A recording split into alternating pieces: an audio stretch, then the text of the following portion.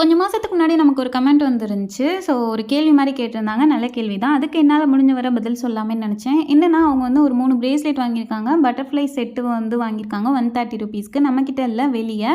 So வந்து நம்மக்கிட்ட உள்ள ஜுவல்லரிக்கும் அந்த ஜுவல்லரிக்கும் என்ன டிஃப்ரென்ஸ், உங்கள் ஜுவல்லரி இதை விட எதில் பெஸ்ட்டு அப்படின்னு சொன்னால் நல்லாயிருக்கும் அப்படிங்கிற மாதிரி சொல்லியிருந்தாங்க. அவங்க இதுக்கு வரேன். அவங்க வாங்கியிருக்க திங்ஸ் ஜுவல்லரி இருக்குல்ல, அது வந்து என்ன மெட்டீரியல்னு எனக்கு சுத்தமாக தெரியாது. அவங்க செஞ்சவங்க வந்து எவ்வளோக்கு அந்த மெட்டீரியல் வாங்கி செஞ்சுருப்பாங்கன்னு எனக்கு அந்த டீட்டெயில்ஸும் தெரியாது. முக்கியமாக வந்துட்டு அந்த மெட்டீரியல் அந்த ஜுவல்லரி நான் கையால் வாங்கியும் பார்க்கல, அதை யூஸ் பண்ணியும் பார்க்கல. ஸோ அதனால என்னால் கம்பேரிசன்னு ஒன்று பண்ணவே முடியாது. ஸோ நம்ம ப்ராடக்ட் பற்றி வேணால் நான் சொல்கிறேன் என்னால் முடிஞ்ச வர. என்னென்னா நம்மக்கிட்ட வந்துட்டு டிசைன் பொறுத்து ரேட் கூடும் குறையுங்கிறத விட நான் நிறைய வீடியோவில் சொல்லியிருக்கேன்.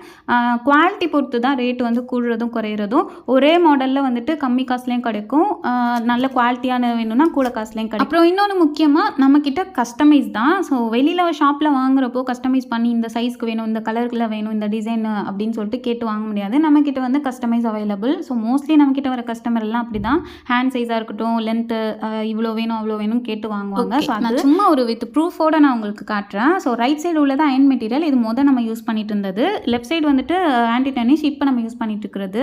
இது ரைட் சைடு உள்ளது குவாலிட்டி கம்மியான குவாலிட்டி, காசு கம்மியில் கிடைக்கும். லெஃப்ட் சைடு உள்ளது வந்து பார்த்திங்கன்னா நல்ல குவாலிட்டி, கொஞ்சம் காசு இதை விட கூட தான் இருக்கும்.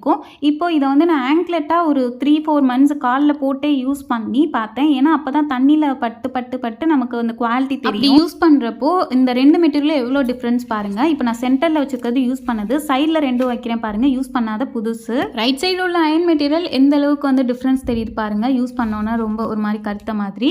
லெஃப்ட் சைடு உள்ளது எந்த அளவுக்கு டிஃப்ரென்ஸ் தெரியுதுன்னு உங்களுக்கே தெரியும். ஸோ அவ்வளோதான்.